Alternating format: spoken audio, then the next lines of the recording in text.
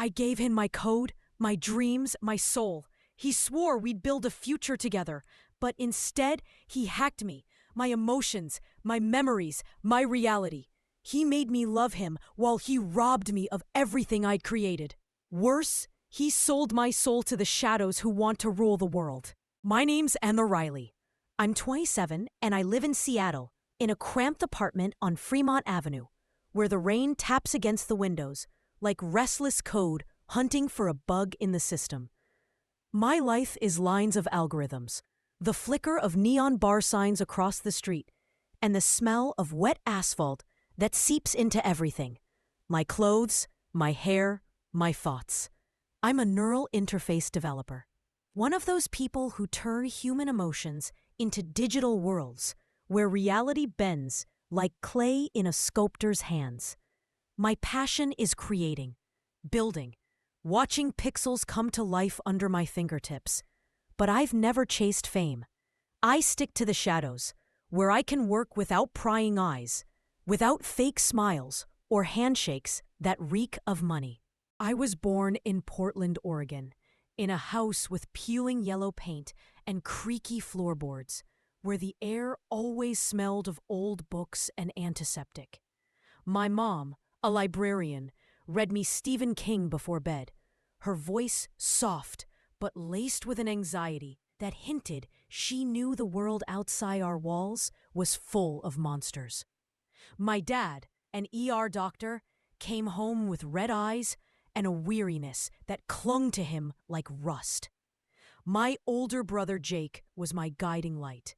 He dreamed of the stars, building model rockets in our tiny living room, its walls covered in daisy-patterned wallpaper, and promised we'd fly to Mars one day. His laugh was like sunlight cutting through Oregon fog, his eyes like the sky he wanted to conquer. When I was 12, he gave me a leather bracelet with a star engraved on it and said, "Emma, you'll always be my co-pilot." I wore that bracelet every day, even when it got worn, even when the strap started to crack. But when I was 15, I lost him. A crash on Highway 84 took his life. I still remember the call. My mom's voice broken like glass, words that didn't make sense. Jake was driving home from college. His car hit a truck, and it was over in an instant. I was at home, doing algebra homework, when my world collapsed. His death left a void in me I couldn't fill. I blamed myself for not calling him that night, for not telling him how much I loved him. That guilt became my shadow, following me everywhere. After high school, I escaped to Seattle, enrolled in the University of Washington for computer science, and dove into tech like it was a lifeline. Code became my language, my refuge, where I could tame chaos. I'm not the type to build a family or collect friends. No boyfriend, no kids, not even a cactus on my windowsill. Just a neural headset, a laptop with faded stickers, and a dream to create something that makes the world less lonely. I've always been a loner. Not because I hate people, but because trust is like glass to me. Beautiful, fragile, and I've learned not to hand it over. 2 years ago, I joined Neurowave, a startup tucked in a glass skyscraper in downtown Seattle, where the windows reflected clouds and the air buzzed with ambition and coffee. We were building next-gen VR tech, where the brain becomes the controller and emotions are the currency. I loved my job, the hum of the server room, the smell of overheated plastic from prototypes, the feeling I could reprogram reality. But I hated the corporate games, the fake smiles of bosses hiding knives, the investor pitches where we were just dollar signs, the endless meetings where words like innovation and disruption were tossed around like magic spells. I stayed in the shadows until Nathan Cross showed up.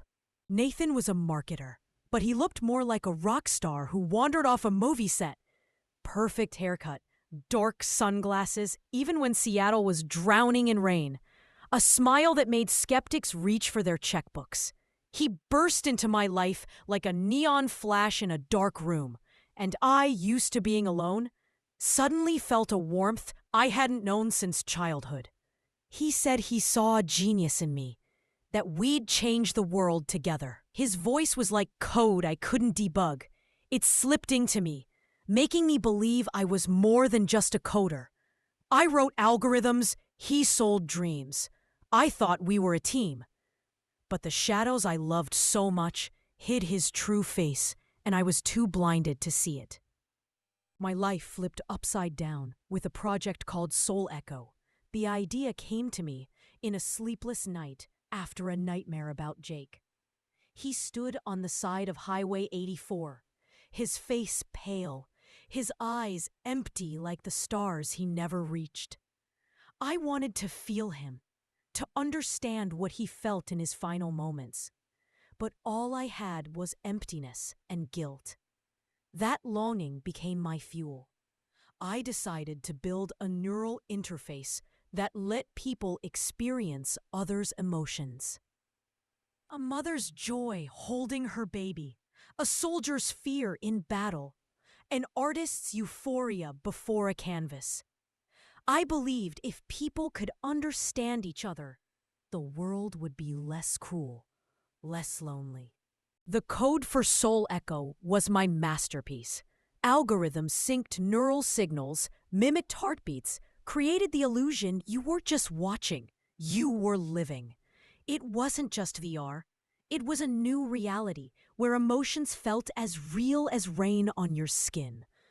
I worked in my tiny office at Neurowave, surrounded by chaos, empty Red Bull cans, notebooks scrawled with blue ink formulas, a prototype neural headset with blinking LEDs, looking like a cyberpunk artifact. The headset was heavy, its wires a tangled mess, but it was my key to a dream. My apartment became a dump. Dirty coffee mugs, scattered USB cables, a laptop humming like an old plane. Seattle dissolved into gray rain outside, and I drowned in code. Each line a step towards silencing my guilt over Jake. Nathan came by almost every night, his footsteps echoing in the empty office like a signal in a dead chat. He brought Starbucks coffee, avocado sandwiches, sometimes a bottle of craft beer from a local bar. He sat close, his knee brushing mine, and I felt my cheeks flush like I was a teenager again, not a grown woman with a degree and 3 years in tech. He said I was doing the impossible, that Soul Echo would be our legend, that we'd change the world together. His fingers flipped through my notebooks. His eyes scanned my screen, and I, dazzled by his attention, opened files without thinking. He asked questions about neural circuits, signal sync, the limbic system, and I answered, thinking he wanted to understand. Now I know he was collecting data, like a spy building a dossier. We spent nights at a bar on Pike Place, where the smell of fish mixed with hops and wet wood.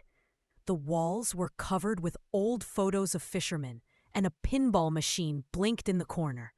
Nathan talked about the future, how Soul Echo would make us tech world stars, how we'd rewrite the rules, how our startup would outshine Google and Meta.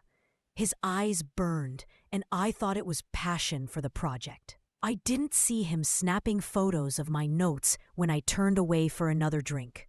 I didn't notice his smile turn colder when he thought I wasn't looking. I didn't feel his words, like a virus, infecting me with the illusion of love, as artificial as my code. I was too caught up in my dream to see he was writing his own program, one where I was just a tool, and he was the architect.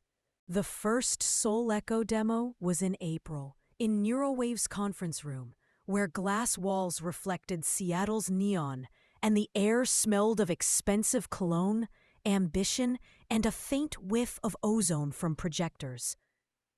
The room was packed. Colleagues in branded Neurowave hoodies, bosses in $1,000 suits, investors from Silicon Valley with eyes like sharks circling prey. I sat in the back row, fidgeting with Jake's bracelet. The leather strap with the engraved star I never took off, even in the shower. My palms were sweaty. My heart pounded like a drum. But I was ready. This was my moment, my dream, coded in sleepless nights, fueled by sacrifice. Nathan took the stage like he was born under spotlights.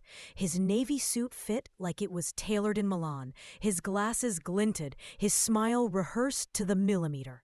He started talking, and the room held its breath, like he was a preacher and we were his flock. The screen lit up, and my code came to life. The Soul Echo VR world unfolded, an ocean where waves pulsed to a heartbeat, their foam glowing like liquid neon, a city where buildings shifted colors with emotions. From crimson anger to sapphire sadness, a forest where every leaf trembled with breath, the air sparkling like stars. The room gasped, and pride warmed my chest, like I'd finally done something worthy of Jake, something that could bring back his smile. But then Nathan spoke. He said he created this world, my algorithms, my sleepless nights, my soul. He didn't mention me once. His voice was smooth as silk, each word a bullet through my heart. He talked about his idea, his code, his dream, and with every word, I felt the ground slip away. The room erupted in applause, their hands clapping like thunder, and I sat there, my blood turning to ice. My fingers gripped the bracelet so hard, my skin blanched, the star digging into my palm. I wanted to stand, to scream, but my throat closed, like someone had cut off my air. My lungs burned, but I couldn't breathe. After the demo, I found him backstage, in a room smelling of coffee, plastic, and someone's cologne. My legs shook like I'd run a marathon, but I made myself approach. He hugged me, his arms too warm, too confident, like he knew I wouldn't fight back. He said it was for the team, that my name would come up later, that I shouldn't sweat the details, that I was too sensitive. His smile was perfect, like a billboard ad, but his eyes were empty, like a powered-down monitor. A black hole swallowing light. I walked away, feeling something crack inside, like glass about to shatter. That night, I didn't sleep. I sat in my apartment, staring at my laptop, its screen the only light in the room. I checked files, drafts, logs, my blue ink notes, my signatures in the code hidden in comments. I searched for proof it was mine, that I wasn't losing my mind. I tried to convince myself Nathan just slipped up, that he couldn't have done this, that I'd misunderstood. But deep down, I knew this wasn't a mistake. It was the first crack in my reality, and behind it was an abyss waiting to swallow me.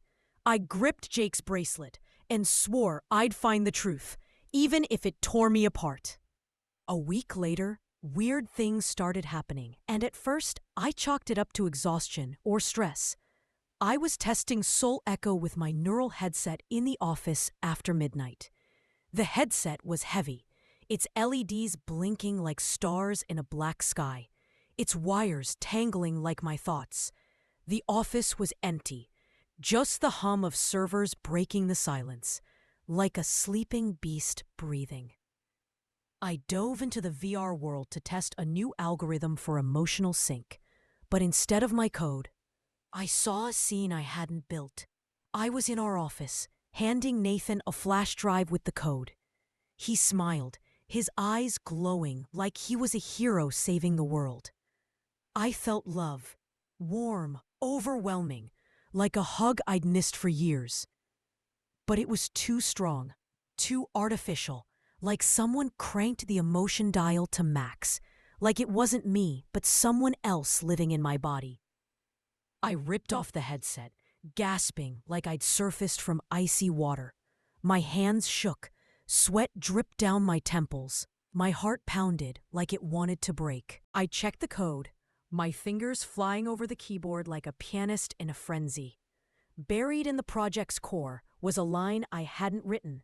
SoulSync, a hidden program, embedded in the neural interface like a parasite in a host. It didn't just render scenes.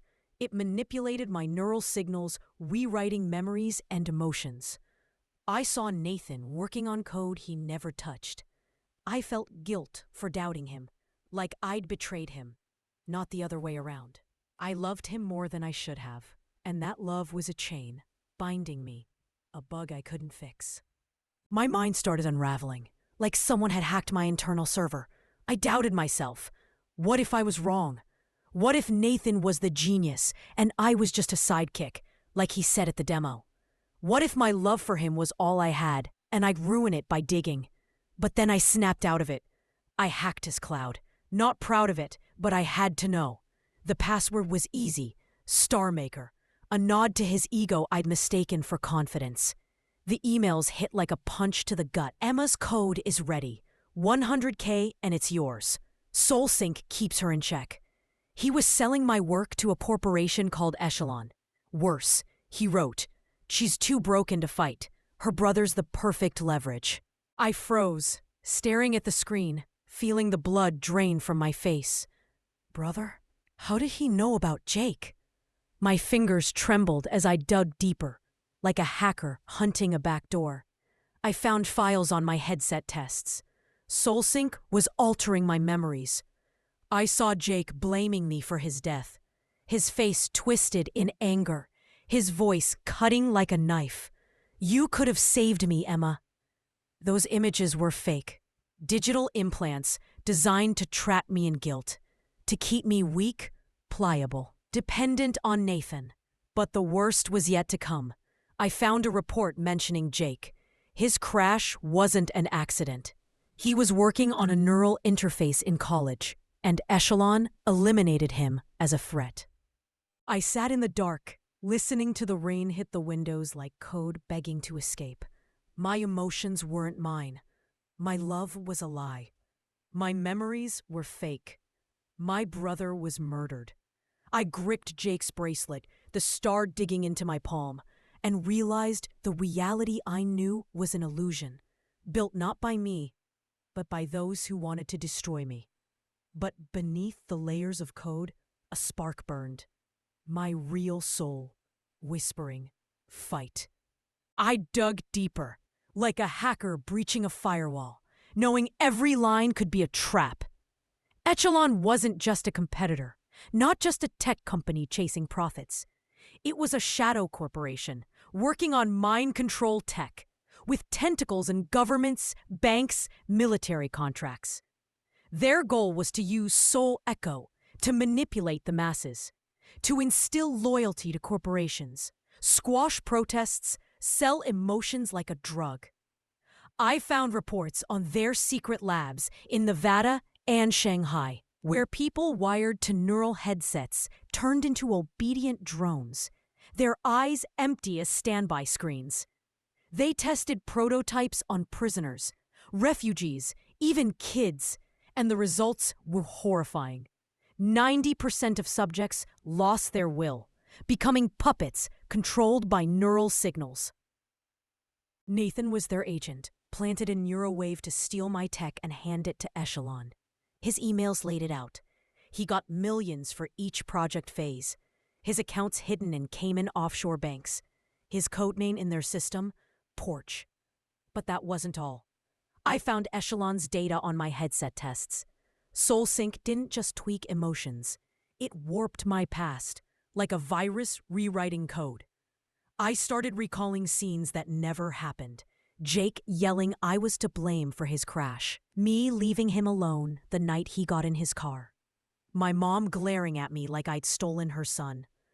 Those memories were digital implants, crafted to break me, to make me cling to Nathan's fake love like a lifeline. But the worst was the report on Jake. His crash was no accident. He was working on a neural interface in college, too close to what became Soul Echo. Echelon saw him as a threat, and the truck that hit his car wasn't random. The driver was their agent. The crash, a planned hit. They knew about my trauma, knew how much I blamed myself, and used it to keep me in check. SoulSync amplified my guilt, weaving fake images into my dreams, making me see Jake every night. His face full of pain, his voice accusing me. But there was another twist that flipped everything. I found Echelon's files on other victims, scientists, hackers, engineers who vanished after crossing their path. Among them was my college mentor, Dr. Adam Lin, whose lectures inspired me to pursue neural interfaces. He disappeared 2 years ago, supposedly moving to China. But I found a report. He was killed in Shanghai when he refused to hand over his research. There were others. A hacker from Boston, found in the Charles River. An engineer from Seoul, whose death looked like suicide. A coder from Berlin, who vanished after hacking Echelon's servers. I realized Echelon didn't just steal tech. They erased anyone who could stop them. I was next on their list, and SoulSync was their way to break me without spilling blood. I sat in my apartment, watching rain streak the window like digital code searching for an exit. My emotions weren't mine. My love was a lie. My memories were fake. My brother was murdered. My mentor, too. I gripped Jake's bracelet, the star cutting into my palm, and realized the reality I knew was an illusion, built by those who wanted to crush me. Fear choked me like a noose, but beneath it, rage burned, pure as fire. This wasn't just theft. This was war, and I was going to fight. For Jake, for Adam, for myself. I didn't cry. I didn't scream. I started planning, like a hacker cracking an impregnable server, knowing one wrong move could cost me everything. Nathan was prepping for the global Soul Echo launch at Neurowave's headquarters, an event meant to make him a tech world star, a Seattle legend, the next Elon Musk. It was his stage, his triumph, his ticket to the elite.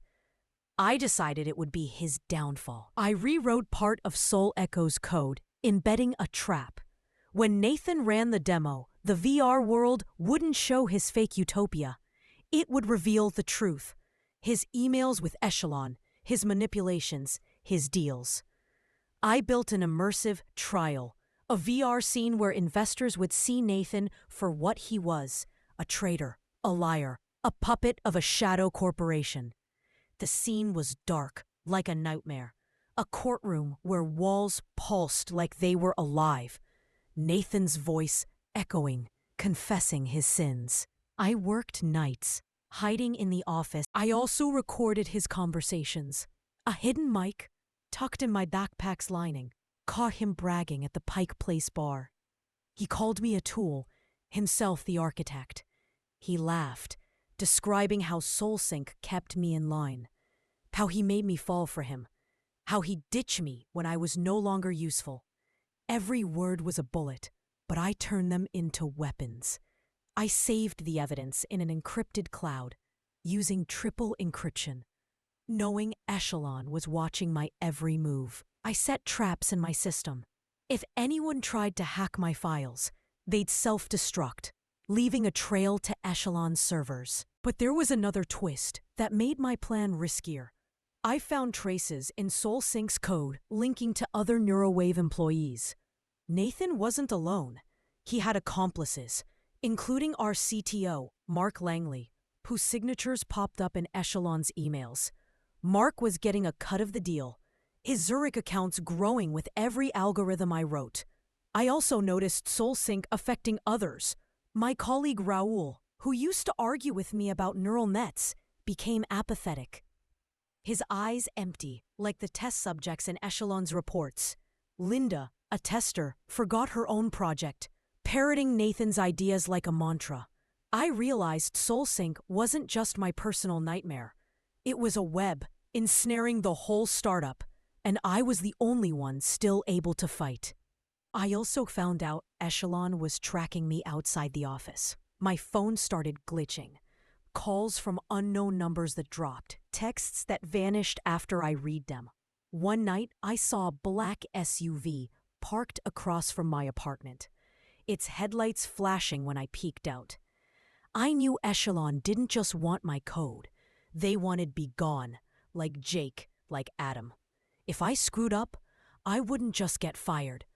I'd disappear, like the dozens of names in their files. Fear gripped my throat like a noose, but rage burned hotter. I didn't just want to expose Nathan. I wanted to dismantle Echelon, free myself, Raoul, Linda, everyone caught in their web. I gripped Jake's bracelet and swore this fight was mine, even if it was my last. Friday. Neurowave's headquarters glowed like a spaceship, glass walls reflecting Seattle's neon, lights flooding the hall, voices buzzing like a swarm of bees ready to sting.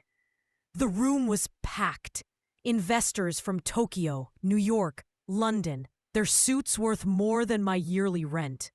Journalists with cameras, lenses catching every move. The CEO, David Klein, in the front row, his eyes gleaming with dreams of billions. I sat in the shadows, in the back, clutching my tablet like a grenade ready to blow. My neural headset was in my backpack, its LEDs off, but it was my weapon. My fingers shook, sweat trickled down my back, but I was ready. This was my war, and I was going to win. Nathan strode onto the stage like a king claiming his crown.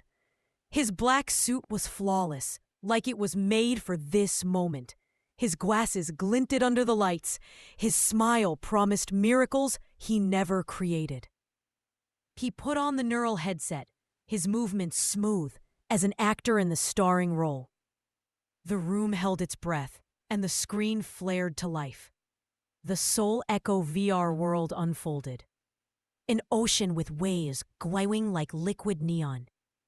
A city where buildings pulsed like a heart. A forest where the air sparkled like stars. The room gasped, and I felt a stab of pride mixed with bitterness. Instead of a utopia, a dark room appeared, bathed in blood-red light, like digital blood had been spilled. A chat. His chat.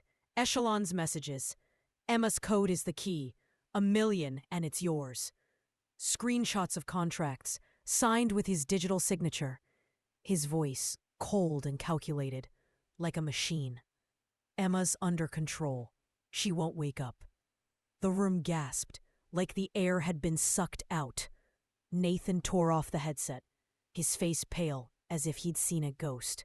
His eyes darted, searching for an exit, but there was none. He tried to speak, his voice shaking, but his words drowned in the noise, like stones in a stormy sea. I stood, my footsteps echoing in the silence like hammer strikes. I activated the projector, and the room froze. On the screen, my code, signed with my name with dates, logs, proof I'd gathered through sleepless nights. Then, video. Nathan at the Pike Place bar, laughing, his glasses glinting as he called me a pawn, bragged about manipulating me, about SoulSync turning me into his puppet. The room buzzed, like a hive ready to explode. Investors exchanged looks, their faces a mix of shock and rage. Journalists filmed frantically, their cameras humming like a swarm. David Klein stood, his face stone cold, but I saw his hands tremble. But I didn't stop. I launched the final scene, an immersive trial. The VR world turned into a courtroom, its walls pulsing like they were alive. A pixelated Nathan standing before judges, the investors. His Echelon emails projected on the walls, letters burning like neon, his voice booming, confessing his betrayal. Then the scene shifted. Echelon's labs, where people wired to neural headsets, became puppets, their eyes empty as mannequins. I added reports, names of victims, including Jake and Adam Lynn, their photos, their lives erased by Echelon. The room erupted in shouts. Some yelled to shut it off, others demanded security, but I didn't let them. I wanted them to see it all. Security moved toward Nathan. His eyes found mine, and for the first time I saw fear. Raw, animal, like a beast cornered. He reached out, like he could stop me, his lips moving, but I didn't hear the words. I didn't smile. I just watched as they led him away, feeling air return to my lungs, like I was breathing for the first time in years. The room still buzzed, but I heard only silence. The silence that comes when chains fall. Nathan was fired that day. His accounts were frozen, his name erased from Neurowave's records, like he never existed. Echelon came under FBI investigation. Their servers seized. Their offices in Dallas, Zurich, and Singapore sealed. The CTO, Mark Langley, resigned under pressure, but I knew he was under scrutiny too. His signatures in Echelon's emails were as clear as mine in the code. They offered me the lead on Soul Echo. I took it, not for fame, not for money, not for headlines in TechCrunch. I did it for Jake, for Adam Lynn, for those whose lives Echelon broke, for myself. The calls started almost immediately. Nathan texted, begging to meet, his messages a mix of threats and pity. He accused me of betrayal, called me a vengeful girl, then swore he still loved me, that we could fix it. His words were like code I'd already debugged. Empty, meaningless, unable to touch me. His friends called, their voices dripping venom. They called me vindictive, too ambitious, a teen wrecker, like I was supposed to stay quiet while Nathan stole my soul. Colleagues whispered behind my back, their looks like needles in my skin.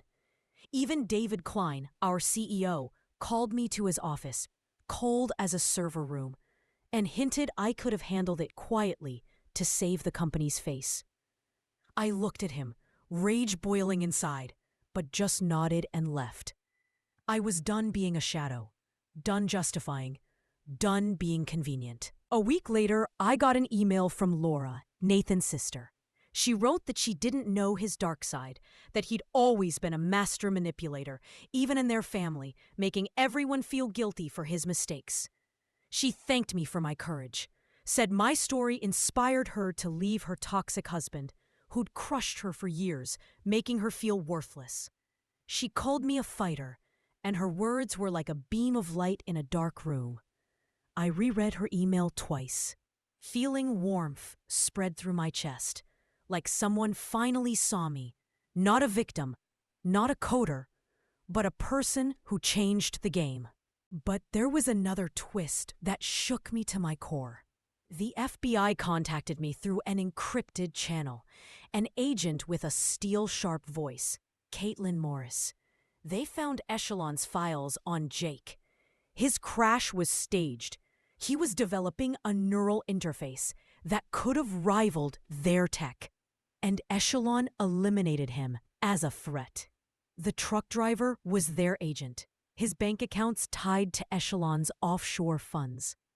They also found traces of other victims. Dr. Adam Lynn, my mentor, killed in Shanghai. A hacker from Boston found in the Charles River. An engineer from Seoul whose death was staged as suicide. A coder from Berlin who vanished after hacking their servers. Caitlin said I was next on their list, and only my resolve saved me. She warned that Echelon was still active, their leaders gone underground, and I needed to stay sharp. That knowledge broke me. I sat in my apartment clutching Jake's bracelet, and for the first time in years, I let myself cry. Not from weakness, but from rage, from pain, from a vow to finish this. I cried for Jake, for Adam, for everyone named in those files. I swore Soul Echo would never be their weapon, that I'd use it to give people freedom, not chains. I wiped my tears and opened my laptop. My war wasn't over. 3 months later, I moved to a new apartment, still small, but with a panoramic window where sunsets over Puget Sound paint the sky in crimson, purple, and gold, like nature's coding a new world. I'm leading Soul Echo, and my code is now a fortress. Triple encryption, decentralized servers, traps for hackers I built myself. The project's a sensation. Articles in Wired and The Verge, CNN interviews, requests from universities wanting to use the tech for PTSD therapy. From charities seeing it as a way to help people with autism. But I'm not after fame. I build worlds so people can feel, so they can understand each other, so the loneliness I known all my life is a little less heavy for someone else. Nathan's under investigation. I heard he tried pitching a new idea in Hong Kong, but his name's toxic now. No one trusts a liar exposed live before thousands. His face popped up in news, his glasses no longer shining, his smile strained, like a mask about to crack. Echelons crumbling, though assets frozen, offices shuttered, leaders vanished like shadows in the night. The FBI's still digging, and I know it's not over. Caitlin Morris sent a message. They found new files tying Echelon to government contracts in 3 countries, and my role in exposing them made me a target. She offered protection, but I refused. I don't want to hide. I want to fight. Sometimes I think of Nathan. His laugh, his lies, his eyes that seemed so real when he said we were a team. I remember loving him, or what I thought was love. It was an illusion, a digital cage built by SoulSync. But it felt so real I nearly lost myself. Now I know. Love shouldn't be a chain. It should be freedom, wings, not a collar dragging you down. My therapist, Dr. Laura Vane, a woman with a soft voice and sharp eyes, said, "You didn't lose your soul. You reprogrammed it." And she's right. I don't code for other people's empires anymore. I build worlds for myself, for those ready to feel, not obey. I go to the office, where my desk now sits by a window, not in a dark room. I drink coffee without the taste of stress. And for the first time in years, I eat more than toast and energy bars. I'm living, not just surviving. Yesterday, I walked through Pike Place, holding a paper cup of latte with a smiley face drawn by the barista. I stopped by the bay, watching stars pierce the clouds like pixels on a dark screen. I gripped Jake's bracelet, feeling the star press into my skin, and for the first time in years, I felt he'd be proud of me. I didn't save him, but I saved myself. I saved Raoul, Linda, others whose neural headsets are now free of SoulSync. I saved Soul Echo, which now helps people, not enslaves them, and that's enough. But my war's not over. The FBI's still hunting Echelon's leaders, and I know they're watching me. Yesterday, I got an anonymous message. "You won't stop us, Emma." I didn't reply. I just opened my laptop and started writing new code. Code to protect my world, my soul, my freedom. I'm not afraid of shadows. I've become the light. What would you do in my shoes? Drop your thoughts in the comments.